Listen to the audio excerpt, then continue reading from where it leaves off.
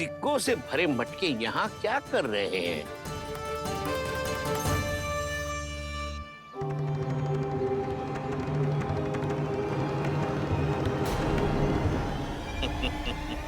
लगता है लक्ष्मी जी स्वयं आपके पास आना चाहती हैं। सिक्कों को अरे पोटली में बांधिए, गोकुल वासियों को देना है कि नहीं? जाओ जाओ जाओ, चलो चलो, ये लो।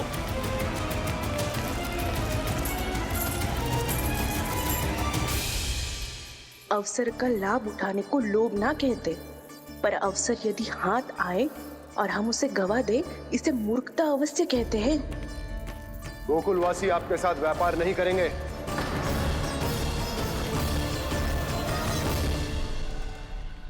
आप जा सकते हैं यहाँ से। गोकुलवासी मूर्ख थोड़ी ना है श्रीमान। ये लक्ष्मी घर पर आ रही है और वे द्वार कवाक्ष बंद करके घर में ही दुबक के बैठ जाए और लक्ष्मी से कह दे कि आप नहीं आइए।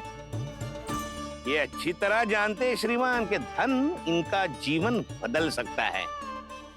पुरुषों को सुख, शांति, ऐश्वर्य सब प्राप्त हो सकता है और महिलाओं को मिल सकते हैं नए नए वस्त्र, तरह तरह के आभूषण, जो चाहे वो। व्यापारी जी सही कह रहे हैं। इनके साथ व्यापार करने में बुराई क्या है? एक छोटी सी बात समझ में ना रही है आपके? अगर किसी को आपके साथ व्यापार करना होता तो अभी तक यहाँ आ चुके हो। तो श्रीमान, आप अपना समय व्यर्थ कर रहे हैं। अच्छा होगा कि आप शीघ्र यहाँ से चले जाएं। हाँ हाँ, मैं जा रहा हूँ श्रीमान, लेकिन ये सब लोग जानते हैं कि जीवन का सुख धन से होता है और मैं वही बांटने यहाँ आया हूँ। मुझे क्या पता था कि यहाँ के समृद्ध राज दरबार के लोग आम गोकुलवासी को समृद्ध होने देना ही नहीं चाहते। देखिए, सेवकों, सारे सिक्के समेट लो, चलो। यहाँ किसी को लक्ष्मी जी का आशीर्वाद चाहिए ही नहीं। उठाओ।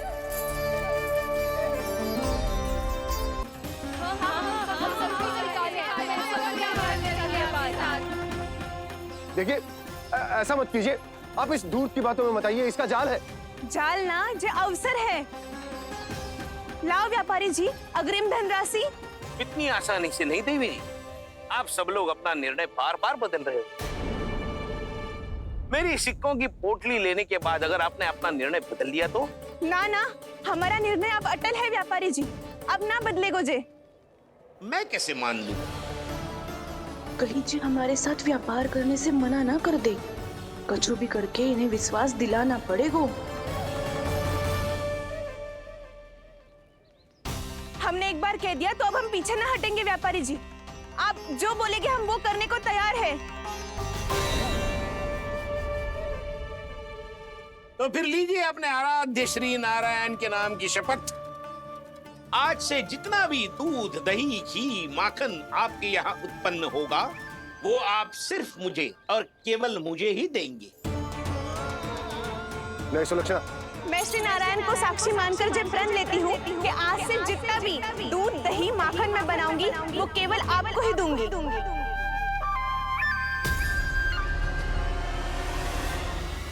मैं भी श्री नारायण को साक्षी मानकर प्रण लेती हूँ।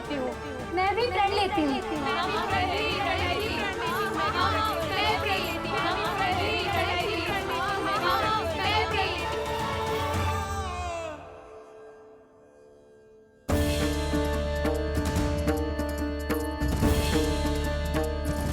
गांव वालों को समझाने के चक्कर में बहुत बड़ी भूल कर दी मैंने। बाबा सहायता करो ना, लगता है मैया को संदेह हो गया है। मैं ना चाहता मेरा सत्य सामने आए।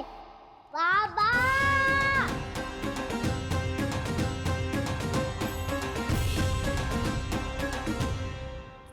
यशोदा, क्या होगा? क्या होगा? देखो ना आपने कैसी मधुर मुरली बजाई है हमारे कान्हा ने। अच्छा, कितनी बड़ी बड़ी बातें कर रहा है। ये कोई सामान्य बात है? बाबा संभालो। सामान्य बात ही तो है यशोदा। जैसे बड़े बड़े ऋषि महात्मा के जैसे ज्ञान की बातें करना जे सामान्य लग रहा है आपको? अब बालक जो देख तो सुन तो है वही तो करतो है। अब हमें कितनी बार बातें करते सुनो है, हमने कितनी बार इसको शिक्षा दी है। और अब तो यशोदा जे बाहर भी जाने लगो है, कितने नए नए व्यक्तियों से मिल तो होगो, नई नई बातें सीख तो होगो, है कि ना? सही कही थी जी आपने। बालकों का विकास घर पे बैठने से ना हो सकता। जी देखो, आज घर से बाहर निकलते ही कैसे सयाना हो गया मेरा लल्ला।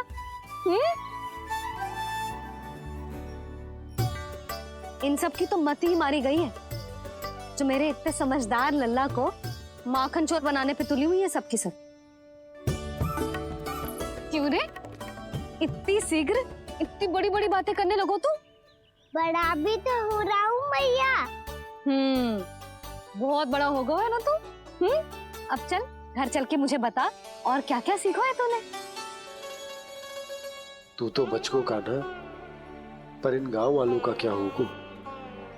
मेरा कार्य मार्ग दिखाना था बाबा। अब वो कौन सा मार्ग चुनेंगे ये तो उन्हीं पर निर्भर है।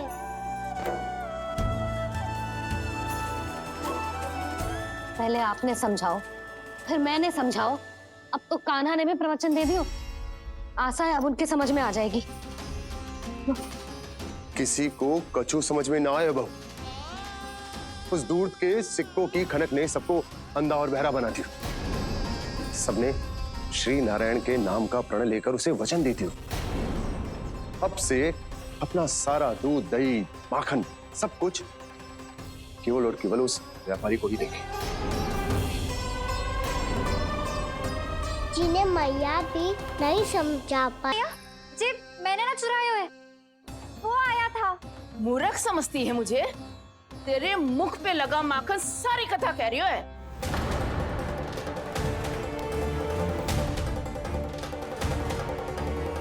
आपको धोखा हो रहा है मैया। मेरे मुख पर माखन अवश्य लगो है, पर जे मैंने ना खायो, वो आया था। बस कर, सब पता है मुझे। सुबह से ही दृष्टि थी तेरी इस माखन पे। मैं सत्य कह रही हूँ मैया, मेरा विश्वास कीजिए। वो आया था और उसी ने माखन खायो है। वो आया था, वो आया था। अरे कौन आया था? कान्हा, कान्हा, कान्हा।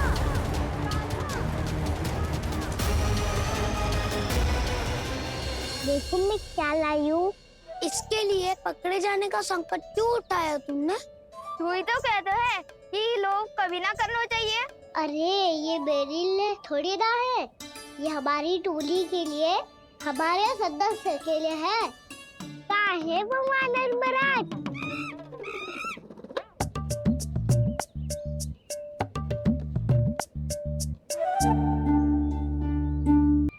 चोर, तेरा इतना साहस!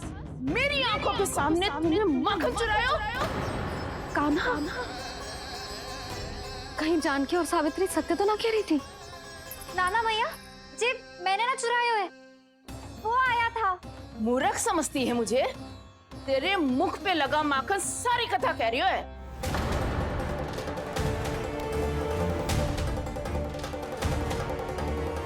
आपको धोखा हो रहा है मैया।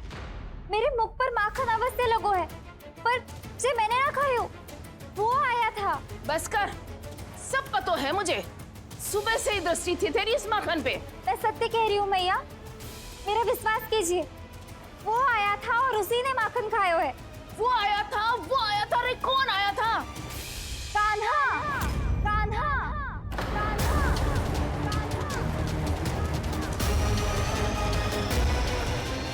देखो मैं क्या लाई हूँ। इसके लिए पकड़े जाने का संकट क्यों उठाया तुमने? तू ही तो कहता है कि लोग कभी ना करना चाहिए।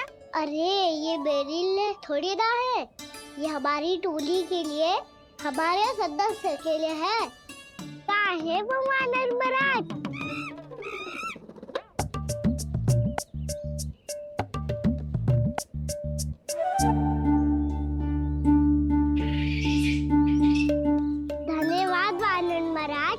अवश्य ही घर छोड़ के आए होंगे इसे। अब आप ये दो और ये लो।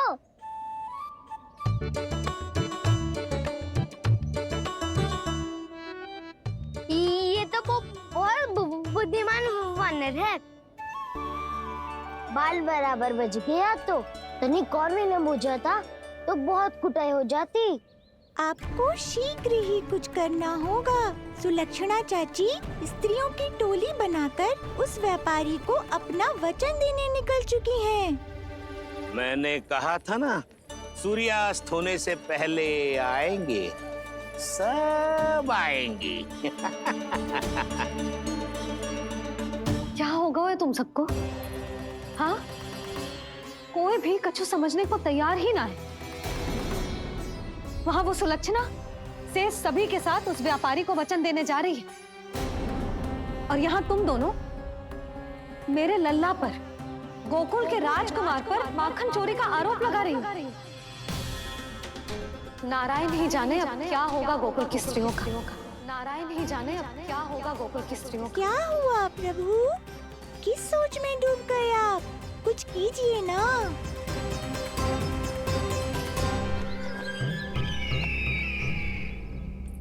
मुझे अच्छी तरह स्मरण है भैया, आपको मेरे हाथ की बनी खीर बहुत प्रिय लगती थी। आशा है कि आपको इसका स्वाद अभी भी स्मरण होगा। लो भैया, जी भर के खाओ।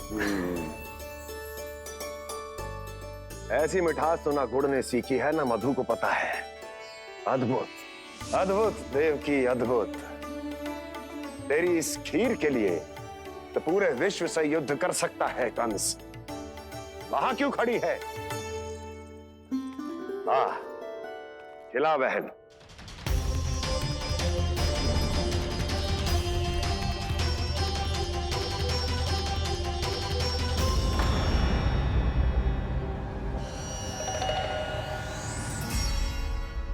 चिंता की आवश्यकता नहीं है भैया, मैंने कोई विष नहीं मिलाया।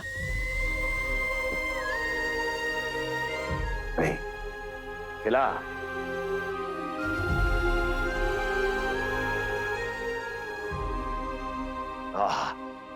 उत्तम, अति उत्तम। वैसे इतना प्रेम अपने इस दुष्ट भाई पर कैसे? क्या हुआ देवकी? कहीं तू भयभीत तो नहीं हो गई कंस से? या इस असहाय चूहे की दशा देखकर तुझे ये आभास तो नहीं हो गया कि अब कंस से बचना असंभव है? उस विष्णु अवतार का भी और उसके भक्तों का भी। जो असंभव को संभव और संभव को असंभव बना दे, वही तो है नारायण की लीला भैया। अरे देवकी, तेरा नारायण केवल कुछ असुरों की हत्या कर सकता है। उस असुर का क्या बिगाड़ेगा जो विकार बनकर उसी के भक्तों को भीतर से जकड़ ले। जो भक्त श्री नारायण की भक्ति में जकड़े हुए हैं, उन्हें नारायण इतनी सरलता से किसी विकार में नहीं पड़ने देंगे और ना ही उन्हें निराश होने देंगे।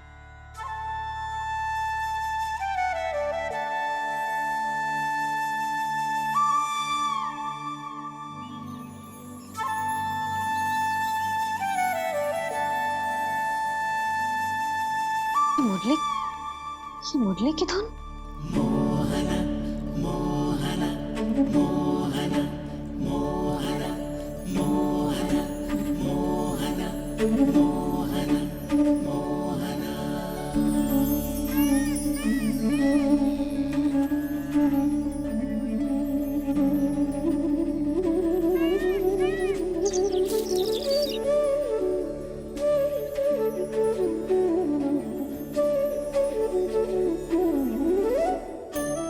सुमति, सुना तुमने? हाँ, कितना मनमोहक है जी।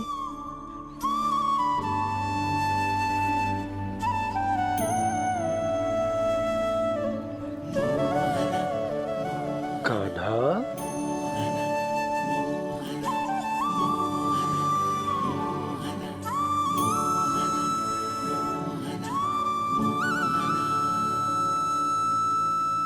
कैसी धुन है ये? कहाँ जा रहे हैं ये सब?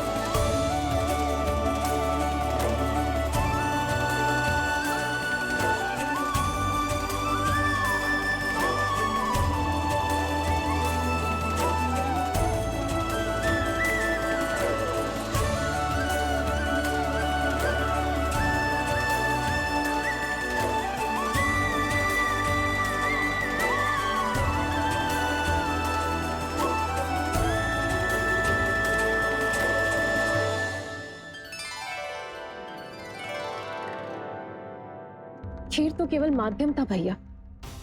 सत्य तो ये है कि मैं केवल आपको इतना बताने आई थी कि श्री नारायण अपने भक्तों को किसी न किसी तरह सही मार्ग अवश्य दिखाते हैं। नारायण उन्हें लोग तो क्या किसी भी जाल में नहीं फंसने देते, कभी नहीं। नारायण उन्हें लोग तो क्या किसी भी जाल में नहीं फंसने देते। कैसी लगी मेरी मुंडी की धुन? अच्छी थी ना? आनंद आयो?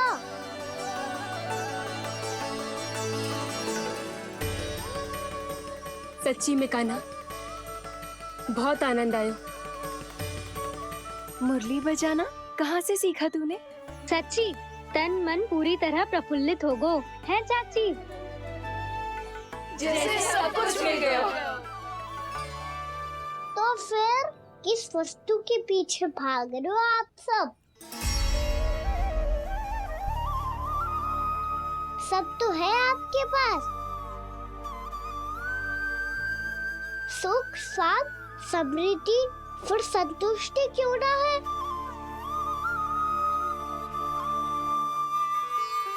मेरा नन्हा सा कान्हा इतनी समझदारी की बात कर रहे हैं। अब जिस धन को पाने के लिए इतने आतुर वो आज मिलेगा तो सही, पर कल व्यय भी तो हो जाएगा। और यदि किसी ने बहुत प्रयत्न करके ढेर सारा धन एकत्रित भी कर लिया, तो जीवन के बाद वो उसे अपने साथ थोड़े ही ले जाएगा। इस धरती पर जन्म लेने वाले सभी प्राणियों की सारी संपदा, यहाँ तक कि उनका तन भी समय आने पर मिट्टी में मिल जाता है। आशीष पति आत्मा वो तो परमात्मा के चरणों में चली जाती है।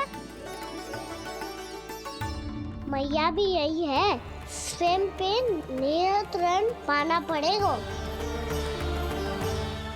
ये सब मेरे बाबा समझाते हैं। मैं तो समझ गया, अब आप सब भी समझ जाओ ना तो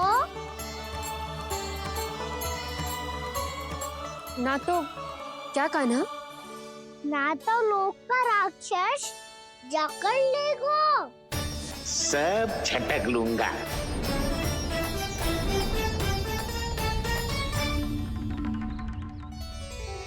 मैंने सही कहा ना बाबा? बात तो सही कह रहे हो अजय।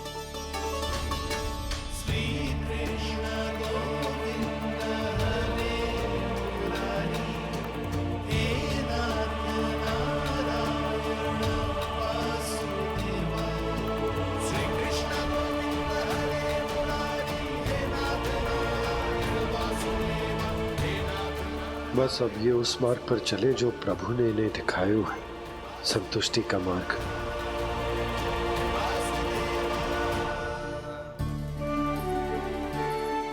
ठहरो।